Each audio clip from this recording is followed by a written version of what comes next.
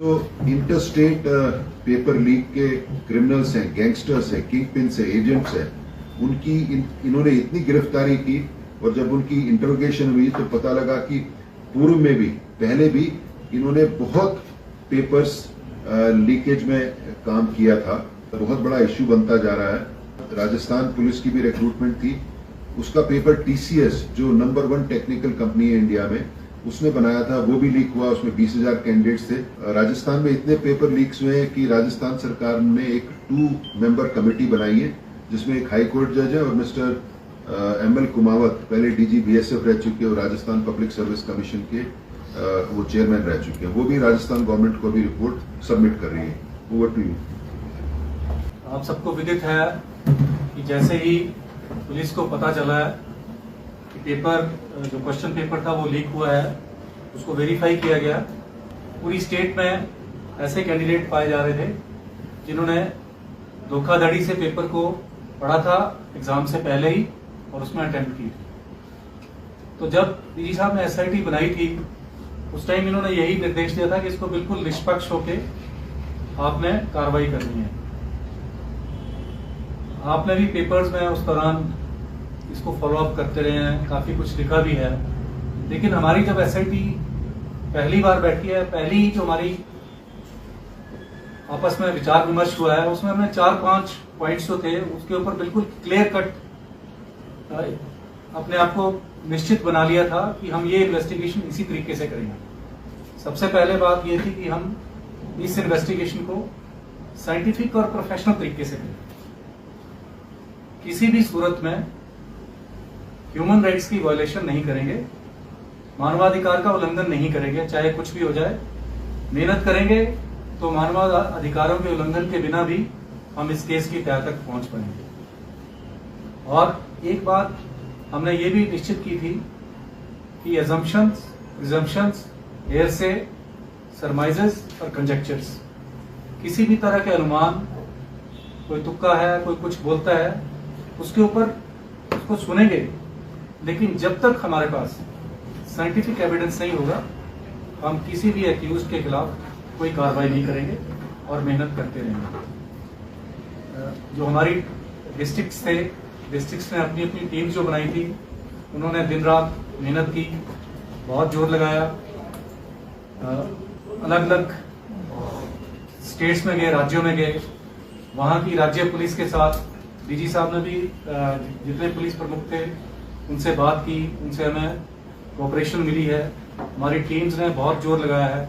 इतने कम समय में इतने सारे एक्यूज्ड पकड़े हैं, अभी कुछ और पकड़े जाने बाकी हैं, उनके पीछे भी हम लगे हुए हैं। और आपके माध्यम से मैं उनको ये चेतावनी देना चाहता हूं, उनको एक सलाह भी दूंगा कि बेहतर है कि वो अपने आप पुलिस के सामने पेश हो जाएं, नहीं तो चाहे वो जिस मर्जी राज्य में है हम उनको पकड़े बिना छोड़ेंगे नहीं। इन्हीं सभी बातों के साथ अब हम अपनी प्रेजेंटेशन शुरू करें। जैसे ही केस दर्ज हुआ है और इन्वेस्टिगेशन शुरू हुई है SIT द्वारा, तो अलग अलग टीम्स बनाई गई हैं। एक investigation, core investigation team, documentation team, क्योंकि डॉक्यूमेंट्स भी बहुत जरूरी होते हैं, केस को कोर्ट में ले जाना होता है। रीडिंग टीम्स बनाई गई। आज के युग में साइबर का बहुत काम है, तो साइबर इन्वेस्टिगेशन के लिए एक अलग वर्टिकल बनाया गया। इंटेरोगेशन टीम बनाई गई, क्योंकि इसमें पैसे का लेन देन भी इन्वॉल्व था, तो एक फाइनेंशियल इन्वेस्टिगेशन टीम भी बनाई गई। और सारे डिस्ट्रिक्ट SP को अपने अपने रिस्पेक्टिव डिस्ट्रिक्ट्स में जो है वो कोऑप मेंबर कोऑप किया गया।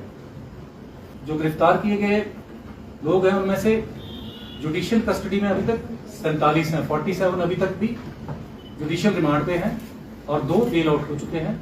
इनको ये मालूम है कि हर रविवार को कहीं ना कहीं पेपर होता है, तो इनका यही कोशिश रहती है कि बुधवार वीरवार तक किसी न किसी तरीके से इनके हाथ में पेपर लग जाए, ताकि शुक्र और शनिवार की रात को या शनि और संडे की रात को ये कैंडिडेट्स को बुला के उनको पेपर पढ़ा सके। एक एजेंट है, एक पेरेंट है और 3 कैंडिडेट्स।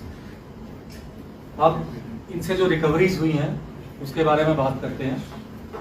तो एजेंट से टोटल 10,89,760 रुपए, 10,89,060 रुपीज, 760 रुपीज, 6,000 रुपये नेपाल की करेंसी, 6 कारें, 185 mobile, 5 laptop, 1 DVR, 10 hard disk, 3 pen drive, 3 memory card, 3 जियो5 के डोंगल, 8 ओरिजिनल सर्टिफिकेट कैंडिडेट्स के मैट्रिक और +2 के, और 2 अकाउंट पासबुक, 2 चेकबुक, और जो फाइनेंशियल ट्रांजैक्शन है, जो इनकी वित्तीय लेन देन था उसको संबंधित 18 पेज। काफी पेमेंट इन्होंने कैश में की थी, काफी ऑनलाइन की थी। ऑनलाइन के भी डिटेल्स इनके पास अब है सारी।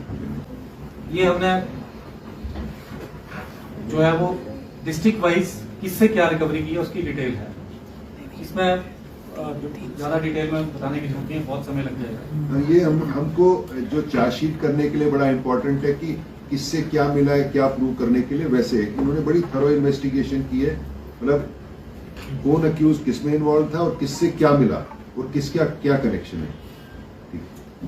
अब इसके बाद हम और क्या करने वाले हैं। अभी जैसे मैंने आपको भी बताया कि इन्वेस्टिगेशन अभी भी एक्टिवली चली हुई है। हमने कुछ लोग जो कि प्रदेश के बाहर से हैं उनको गिरफ्तार करना बाकी है। हमारी टीम्स उनके ऊपर काम कर रही हैं और मैं आपको विश्वास दिलाता हूं कि जब तक पकड़ेंगे नहीं छोड़ेंगे नहीं, हम चैन नहीं करेंगे। जो चार्जशीट अक्यूज हैं उनके खिलाफ, जो दोषीगण हैं उनके खिलाफ चार्जशीट एडवांस स्टेज में है, फाइनल स्टेज में है, और बहुत जल्दी अगले 5, 7, 10 दिनों में हम जो माननीय न्यायालय है उसमें चार्जशीट पेश कर देंगे।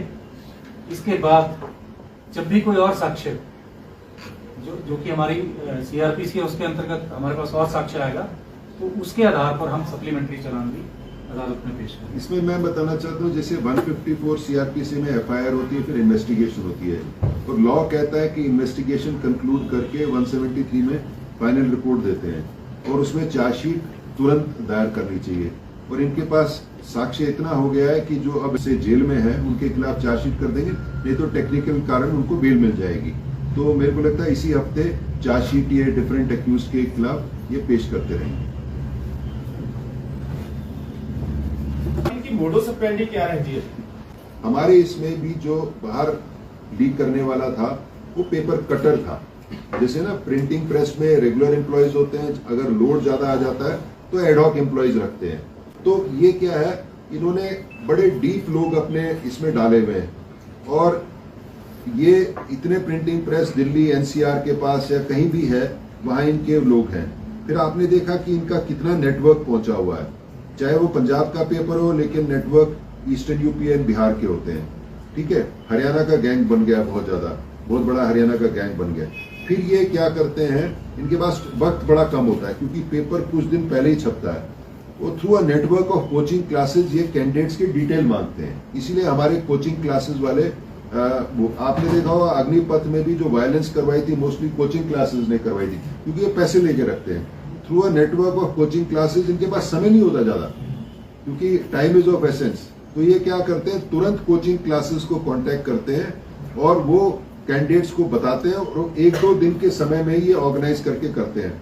आपने देखा होगा कि ऑलमोस्ट हर डिस्ट्रिक्ट में इतने लोग पकड़े गए हैं। कैंडिडेट्स हैं, कैंडिडेट्स के ऊपर एक स्टेप ऊपर एक स्मॉल टाइम एजेंट्स हैं, कोचिंग क्लासेस है, उसके ऊपर बड़े एजेंट्स हैं।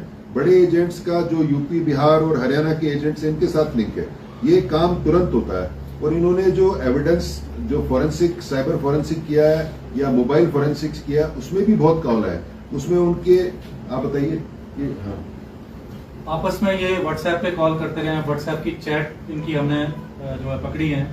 ये गैंग्स आपस में इंटरलिंक्ड है, जिसके हाथ में भी पेपर लग जाता है वो दूसरे को फिर ये डिस्ट्रीब्यूट करते हैं और लास्ट आवर के ऊपर मार्केटिंग करते हैं। और एक जैसे हम लोग अपना डेटा बनाते हैं, आप अपना डेटा बनाते हैं, इन्होंने भी डेटा बना के रखा हुआ है। इनके पास डेटाबेस है कि किस स्टेट में कौन एजेंट जो है वो हमारा काम करवाए। सर क्योंकि आप चार्जशीट की स्टेज पे आ चुके हैं, क्या ये एस्टेब्लिश हो गया है कि पेपर लीक सिर्फ प्रिंटिंग प्रेस से हुआ था या उससे पहले की कोई लिंक है? देखिए, हमने अभी अपनी इन्वेस्टिगेशन कंक्लूड नहीं की है।